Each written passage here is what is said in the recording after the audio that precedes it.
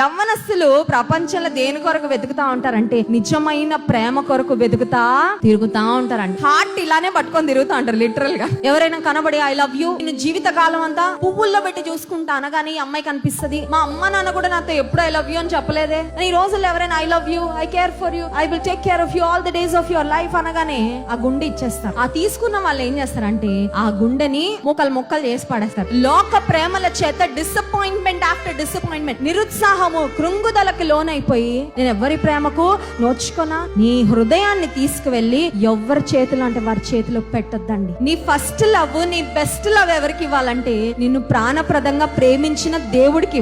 దేవునికి నీ ప్రేమ నువ్వు చెప్పు, యేసయ్య నువ్వు నన్ను ప్రేమిస్తున్నావు, దేవుని చేతిలో పెట్టుకో నీ హృదయాన్ని, నీ జీవితాన్ని. నీకెప్పుడు ఏం కావాలో, నీకు ఎలాంటి జీవిత భాగస్వామి రావాలో, ఎవరైతే నిన్ను బంగారంగా చూసుకుంటారో వాళ్ళ చేతిలో నిన్ను పెట్టే బాధ్యత దేవుడు తీసుకుంటాడు.